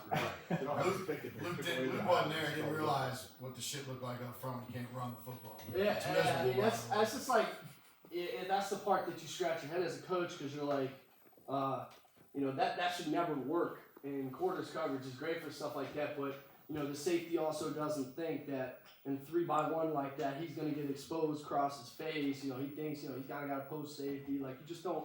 It's just stuff where you just kind of get a kid, and you take a chance on it. So this is Sale. So did you guys see that grab post by the number 3 receiver on that, which we were saying is huge? He got held up a little bit. Yeah, this kid. So we always knew, Madison and West, they all play the same defense, but it's the post safety. His job, this kid, this is our Y, his job is to get in here and get his attention, right? And then we we got the dig out here. So we are singling this kid out. He has no, he thinks he's got kind of help and he's got guys around him, whatever, but he doesn't know that we're going to take a chance on him. And so it's just tough. I mean, it's really hard as a defender. It's like, I've been in these shoes a lot as a defender. It's like you think you have help and you got guys on your left, on your right, and it's like all of a sudden you're like, whoa, where did everyone go? And now it's one-on-one. It's just really hard. This kid's got to cover a lot of ground. Like that's really hard. That's really hard to do. Let's see if the grab post works. Yeah. Watch the number 3 receiver on this side, the inside receiver. So look at it. What about the collects? Collect down. So, yeah, it worked out. The next one is the Sale. So, this is the one where it's the post by one, and then this kid runs that that shitty corner I talked about where we were trying to get it to in this area way down here, and I was told Will and then the receiver usually run it most of the time. You always try to tell them it's kind of a feel thing. If you run it at 10 yards, you're gonna watch one of these kids, and this is South Lakes. I'm not really sure what they're doing on defense, but you'll see that here. It's supposed to be quarters. Yeah, you'll see here. They messed up big time on this. But if you just watch the offense, we ran against Oakton. Probably should have ran against Westfield and stuff more, but Westfield kept trying to do different things when we motion over, so it wasn't great against them. But as far as just even in youth league, you see the cover 3 or the man coverage. You don't even have you just run with these 2 guys where it becomes it is the post by 1, and then 2 runs that it becomes a man route where he's going to get a man, at least in this 2 if it's man coverage, it's just 2 over 2. All he's doing is trying to win against this guy on a sail route, on this this corner route. So that's what we get. This kid, I'm not really sure what they're doing on defense, but they bust coverage and we just. But real quick, like you see the. Yeah, it's pretty bad. But the is that a secondary receiver though? That's number 2 for is he going? We want the sell route. We want the sell route. Yeah. So the eye candy of the back, the eye candy of the back coming in motion, he stops. Yeah, it holds up him and the overhand. Meanwhile, we got the sell route. One safety just running straight to the the. 2 worst words when the DB says, oh shit. Corners just let him run Plus, around. if you look at this receiver that's running the sail route, he's trying to get to his inside shoulder. He knows he's coming out here. So it kind of freezes this guy. So if like you said, you have your check down right here where I literally told the kid, right, and he'll do this. He won't actually come to the numbers, and that's fine. If he's kind of what I call the divide in between the numbers and the hash divide right here. If he gets to the divide and just hangs out, it's fine because if this kid isn't over here and he's hanging out here, he bites on the run, whatever, it doesn't matter. If some of these kids are dropping in coverage and this corner's out like he's supposed to be, this kid's just hanging out by himself as a check down. It's about as good as it gets where if the quarterback doesn't feel comfortable enough or if he can't really see what's going on, you tell the kid, you have your check down hanging out right here by himself on the sideline. And at the same time, it does pull coverage. So, yeah, I'm not really sure what's going on here with South Lakes, but yeah, we go. So, but it didn't work like that against Oakton because Oakton covered it right. But we did get one. But then this is the shot. So I mean, this is not the one to necessarily win the game, but it's literally the exact same play where this is a perfect example of this isn't typically a pass formation for us. This is a team who, as you can see on the back end, they're trying to play the pass. They're obviously not worried about running the ball. They pretty much got 5 in the box. And we're in a Dallas look, which is just crazy. So, it's all it is we're we have 2 receivers over here. We got 3 on this side of the field. All we're trying to do is we knew this kid's a really talented sophomore. This corner up here, can't cover him necessarily. we were just gonna single it out. And that was tag too. That was the other thing I was gonna say was one thing we did was which we do in college is this kid he's a Z here. He was usually the Y, and this is something me and Coach Epp had to work on was it's hard. Not only is it hard to teach a kid one position, but trying to teach him Y and Z, it's like impossible. So he had this play maybe like one more all season where he was specifically tagged, hey, 15 and Z. So it said on the quarterback's wristband before the play, it says in parentheses, it says 15Z. So Will knows before he calls the play, he says, hey, 15Z, 15Z. We had multiple times where, we take kid number one and make him at Y. So he'd go, hey, 15Z, one at Y. He'd look around real quick, make sure, like, hey, you're at Z this play, you're at Y this Don't play. be afraid to keep it that simple, like that, like do it for them. Yeah, we do it in college. So and You owe it to get the ball to your best player. and also the other thing too is it brought our typical Z off the field. So that's another thing. The coach is like, you having to yell, hey, 15Z. Oh shoot, we just called play, hey, 15Z. We got to get our Z off the field. We got Alright, so that's tough too. That's the tough part of it. But if it's a little bit more simple where you're just kind of flipping guys. You do tag it right before your play. You tag, hey, 15Z. He played on defense too, so that was, he's a two-way starter. Yeah. As a 10th grader, it was pretty good. So we just took a shot on the kid and it worked. 10 yards off, right? As a coach, you're probably slamming your headset and all this stuff, but it's like at the end of the day, I don't know this kid at all, this corner, but I think he's a young kid, and it's just like, JP, he's the is last that the thing. kid that got absolutely torched against you guys? But the last thing he's thinking is that he's 10 yards off. No one's gonna run a vertical on him or something like that. Luke, can you run back to the beginning of the last play? You got torched. Oh my. He was a dork of the week for sure. This might be more actual, just because, Get this from kid a some youth- help. Okay, You going to hell? so guys, Get one some thing help. so when you talk about defending something like this, okay, and what could give people trouble, especially when you're talking about youth kids who might not have the arm to throw it 40, 50 yards down the field, right?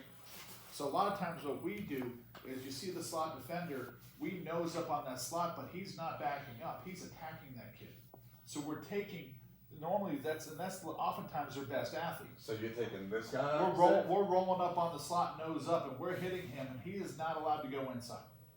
And we will actually ride that kid if he's running. We'll ride that kid if he's running a short route and take like the 5-yard out away from him. But we don't allow him a quick slant, so it keeps the safety free, so we can help. So then if that's the case, like you're open to the chop, you're open to chop, and expecting this guy to come down and make that play. So chop was just the slant right now, and you already said he's gonna take him, right?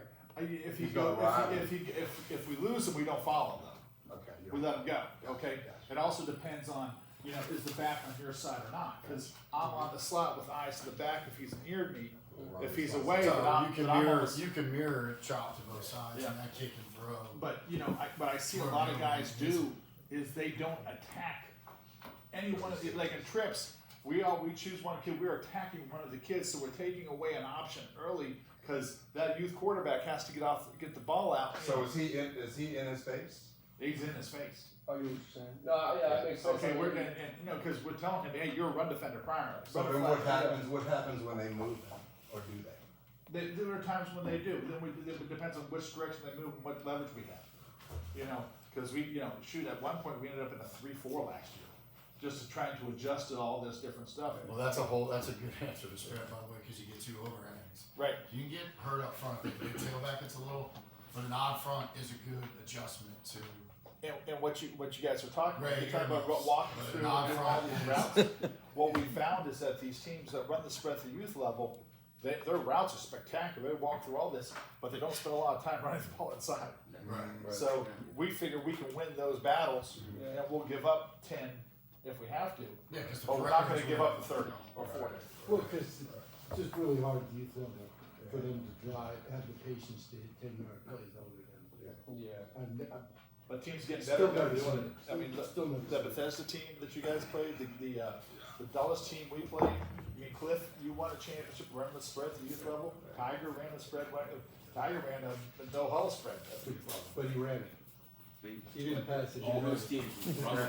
Yeah. Yeah. Studs. No, I do think that's where, at least from an offensive standpoint, if you are seeing stuff like that, of guys getting hands on early and they're trying to take away those quick throws, for at least for the quarterback. That's where a lot of motion does help. That's where a lot of the condensed formations help. Because it takes that away. Right now, this kid thinks you get condensed. Sure, he might get hands on, but maybe we're trying to get an access throw. We ran it against Madison, and it was it should have been picked off, and we shouldn't have won the first game. But all we did was we got in condensed, and we ran a spray 5-yard out because the corner is still outside leverage. Okay, you can press our other receiver all you want here. We had this guy running a hitch, and our outside receiver ran the 5-yard out. We were just going to take access. And then even in college, and I think I don't think we got to it with Centreville, but we'd send a guy. Okay, and then a team like Madison would recognize him now it's covered. Okay, well, we'll send a guy in motion, and that guy come in motion.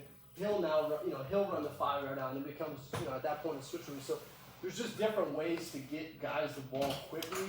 If guys are going to do that and they're going to come out here and press and do all those different things, because they are trying to take away numbers, that's where it is good, though, to send guys in motion, to getting different looks. Because yeah, not like you said, like, you're going to get And with Will, what did he struggle more with? Pressure from the edge Not or much. pressure in his face? So to that point, I think early on it was pressure P, right? Because he would shit his pants, want the deep ball, take the sack, or scramble and run. So that was part of everyday practice, was pressure. Even if they were doing footwork drills, it was pressure on them, We were hitting them with the bags, just making them comfortable and trust in the pocket. Have two people come from the side. So it was pressure because we knew that if anybody's going to stop our guys outside, they have to be able to stop them a little first. So we were expecting pressure, right? So. Yeah, I think a lot of that too came with like making him feel comfortable with the quick game.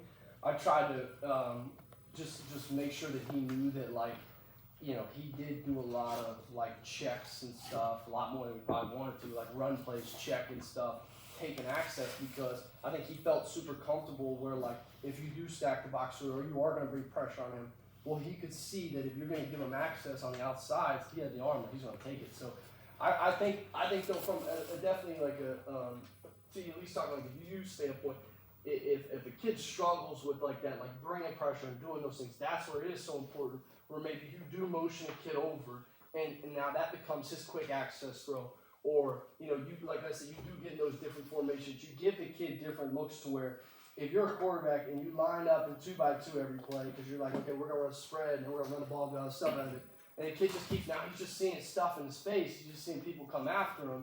He probably feels like, he doesn't have an answer for what's going on. It's like, as a coach, you can give him some answers by running the same plays, but maybe we're just going to motion to, we're going to do some different things.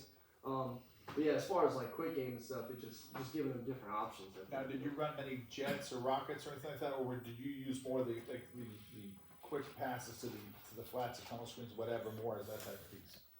Quick screens. Yeah, quick stuff. I mean, a lot of it was in too. A lot of like quick screen stuff like that. We probably didn't throw them as much, but they were always in. And then even he as far as I thought he was playing at his best. I don't think we had that guy jet sweep. I think those guys going vertical and catching a ball. Yeah. For some reason, when they went horizontal and handed the ball off to them, it was like going to the sideline. You know what was going to happen. I didn't think that was anything good. But remember, you guys gotta just keep remembering with yourself because you guys are all jumping. Oh, hey, he's gonna run.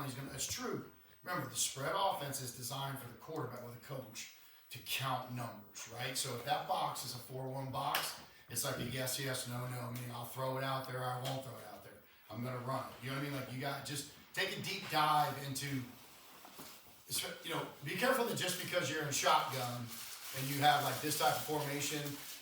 Yes, it's not single wing and 12, 13 personnel, but just, understand that it's a numbers game with the spread offense. If you want to be a no-tempo, Mike Leach, Lane Kiffin type stuff, right? Sarkisian or the dude at Tennessee, Heupel. Like, you know what I mean? It's different because this is still 11 personnel and some 12 personnel. You can get into spread, but again, it's a numbers game. So if you guys say that most of the youth league guys are doing this not to throw it, they keep doing it, but keep maybe the quick game. That we have chop a lot, you have hitches, you have that stuff, and then when you want to take it, you got a shot, you've got different stuff.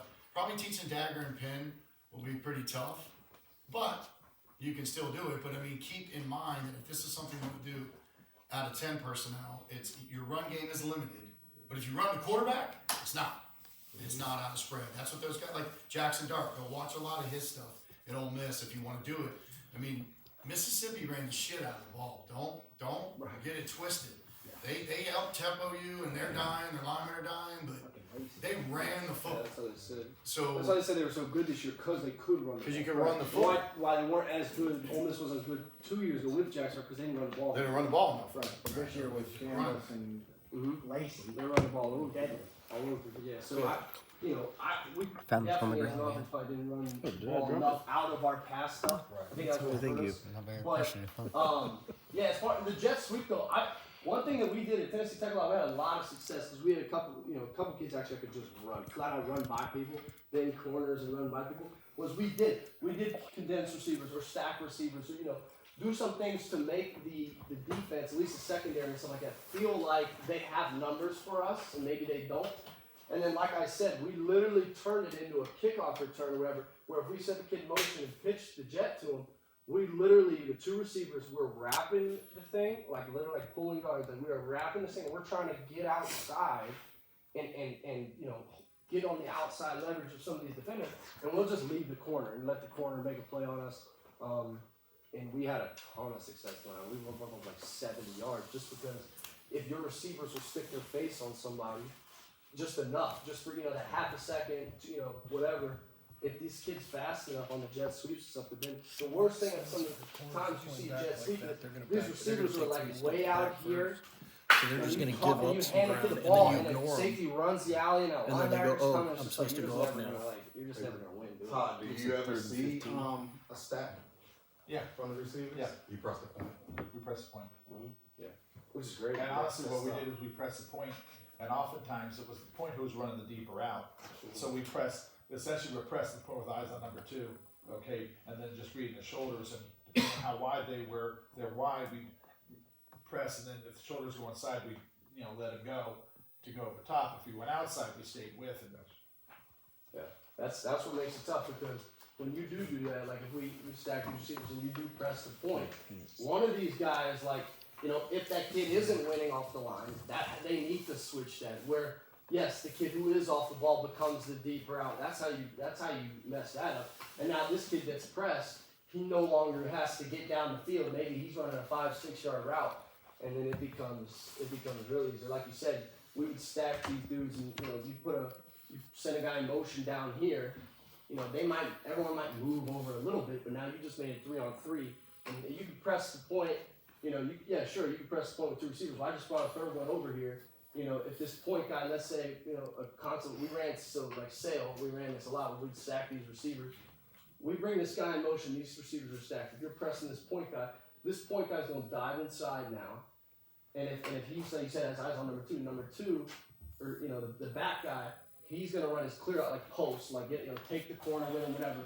We're going to try to get now one-on-one on that safety, because now we've stemmed in, kind of like that Florida, that circus route I was talking about. We've stemmed in, we've gotten here now. We brought a guy in motion to make it 3-on-3. He's going to run his flat route, just hang whatever here, so he can run the concept. Now he gets vertical, it's one-on-one. You're this kid who's getting pressed, right? But in theory, if an offense can make adjustments and see that, okay, you're pressing the kid, but you're just going to the back kid anyways. You're just going to try to get hands on to the back kid. That's fine. We'll just run it with, we'll flip it, and, you can mess around with that stuff and do switch releases. And that's where, like I said, in this game where we did run it, so the Florida play I was talking about, where this kid does this, so you say, like, if you press him, the kid's getting pressed, is just running. He's just coming out here running his with hitch, which is really nothing. This is the kid we're trying to get the ball to anyways, so this guy's gonna be able to mess with that stuff. But it is really hard to get, when you get hands on a receiver, we always talk about the receiver. When the kid gets hands on you, you're about like done. I mean, it's hard. the biggest thing for us, our thought process is, you talk about Will when he was a sophomore, okay, and he's skipping this or whatever, because, what would happen is his time was off. And we're just trying to do whatever we can to most of the time, okay? Right. Because this kid, he plays 7-on-7. He's used to everybody being clean. Yeah. So we're trying to make him play football. No, it's the hardest thing, even from like seeing the quarterback stuff. They talk about it all the time, like we talk about as receivers all the time. Like you do get hands on, you get rerouted and stuff like that. Like you're done. So that's another thing. If like offensive guys are working out with their kids, right? Work releases, work how to it isn't. A lot of coaches do teach that like. Everyone thinks that all the time you're just going to make a move and then run straight. Like, no, you have to get a couple of yards. You got to bend. You got to get around people. And like you said, like kids are going to get hands on. They're going to touch you. But if you are running in stride and you don't lose your stride, you're not losing any time. It just looks like that to the eye because you didn't run in a straight line vertical, right? But I'm running a go route and I just kind of get outside and you're trying to put hands on me just because I went 2 yards outside of where I started. That doesn't. So. Tom, you talk about trying to defend this stuff at the youth level. You also got to understand what the quarterback's capable of doing. I mean, this is a right hash sail to the left side. Will to make that throw, but you don't have to guard that all that well in most high school teams. So you can play. I would guess, and I don't know this for a fact, but I would guess most teams that run spread at the youth level, except for maybe the upper weights, they're doing that to get a guy outside one-on-one with one of your weaker tackles that he can get the ball too quickly just on a screen or flip it out there. It's stuff under 7. It's hey, we're gonna hit this at 7 yards. Yeah, right. And so I think to your point, disrupting timing and understanding what throws you can eliminate from a defensive standpoint are very helpful. And that's what made this team so tough is that he can make those throws. So you can't just give him that throw. And then he was really good at recognizing, like Coach said, kind of numbers. You talk about pressure. I would say any quarterback deals with pressure up the middle worse than they do. I mean, any pressure in your face is the most difficult thing for them to deal with. But in order to do that, you got to leave somebody by himself outside, and if they get the ball out before you get in his face. I mean, for a long time, I don't give Ray enough credit, but a long time our pass defense is if we can get to the quarterback before somebody gets open. Yeah. I mean, and that's probably at youth league that can happen a lot too. But when they have answers to flipping the ball out to somebody, and you have to make a tackle on a really good athlete, that makes some of those risks of blitzing and getting guys in his face tough. Yeah, I think for sure. Like one of the things that I thought about myself, like if you don't have a kid with the arm talent that can do all these things and make all these throws, right? It's like. Everything you do as a coach and as an offense has to be around the quarterback. You can't, you can't get in his spread and say, well, we're going to do all this, and it's like, who's your quarterback? Well, he only throw it like 35 yards. It's like, okay, well, good luck. And that's what most people do. That's what they do. I'm like, go. I'm like, okay, well, I don't know what you kind of, what you. I mean, to be honest, we played 2 quarterbacks this year that consistently can complete the passes outside the back, right? Will and the kid from Austin Smith. Other than that, we didn't play a team. Yeah. That's where like a lot of this stuff has to become more in the play of like there has to be some more motion, and all it is to confuse the defense and help your guys get open. Because at the end of the day, like you said, that is the part that you kind of have to out scheme, and you're out scheming because you're like, okay, my kid who's a quarterback can't throw it very far, or maybe he's not overly accurate, and it's like, okay, well, I got a mismatch because, their strong safety doesn't cover very well in space. Okay, like I said, one of the first plays I showed was a concept called poker, which I didn't even necessarily talk about. We called it something different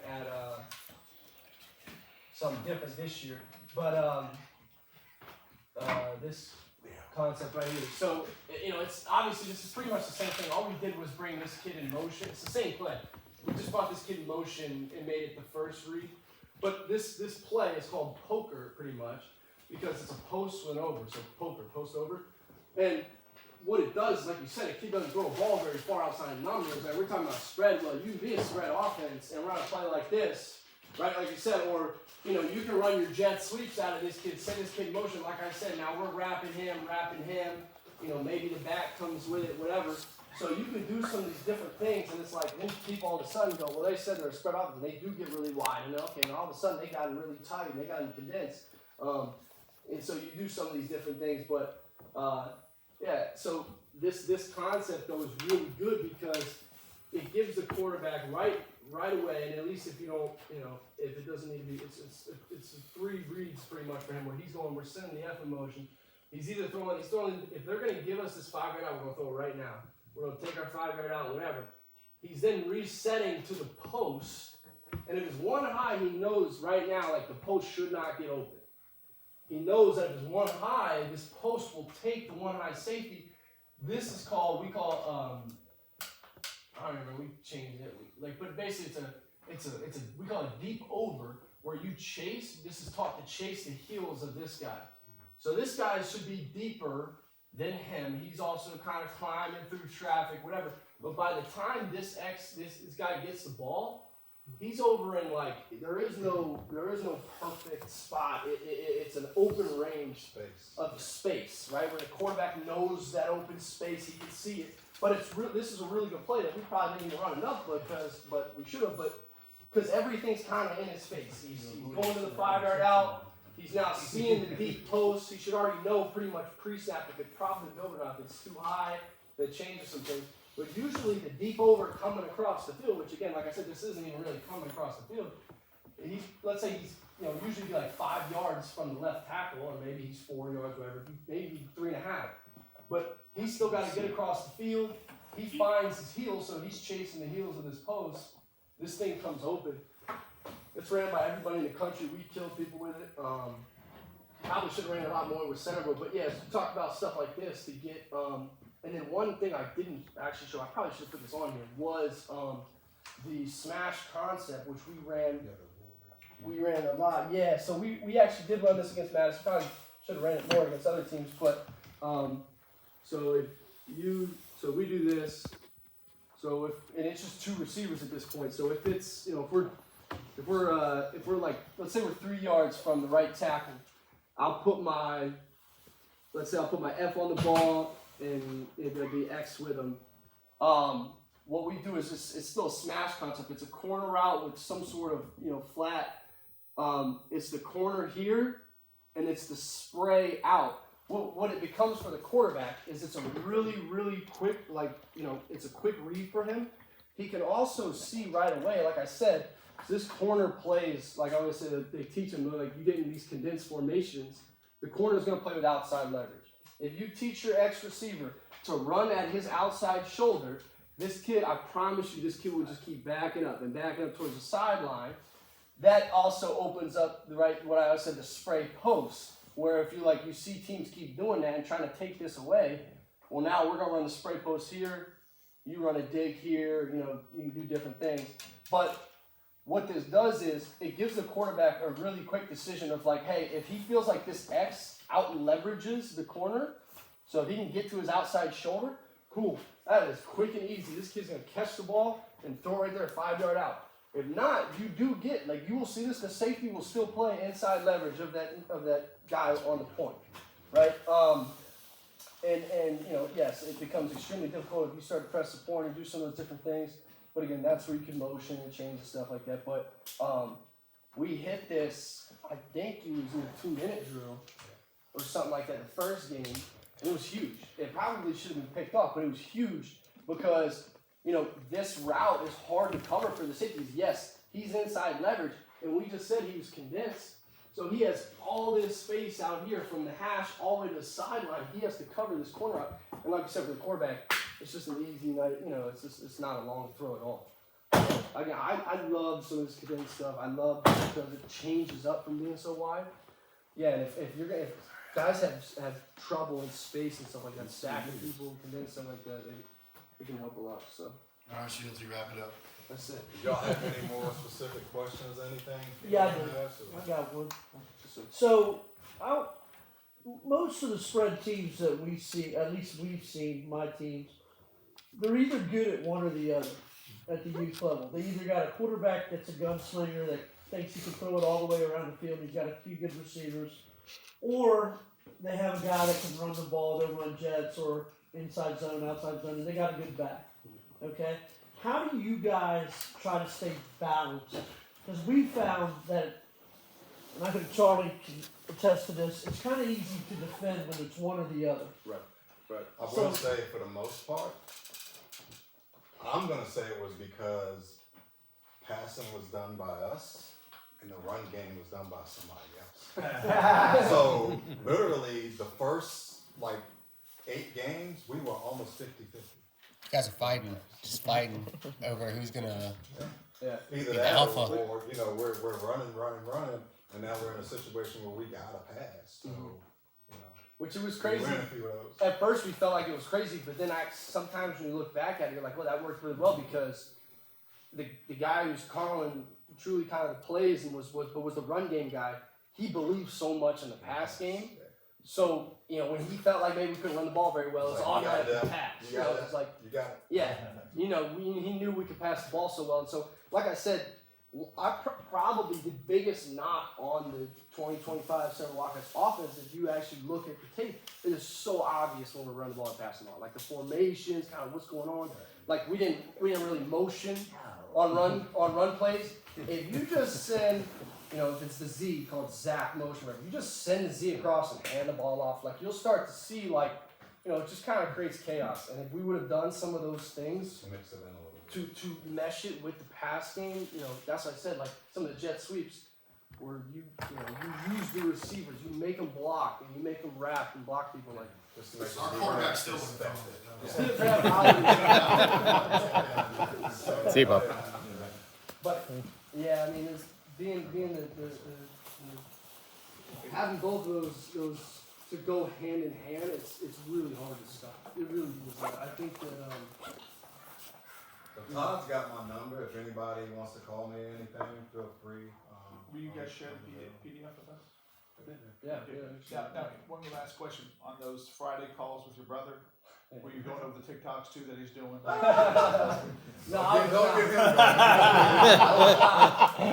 was give not. him Our schools, the schools. Madison didn't have Dancing not enough lifting weights. It's probably why they're in the region. Yeah, so, yeah. Thank you, Joe.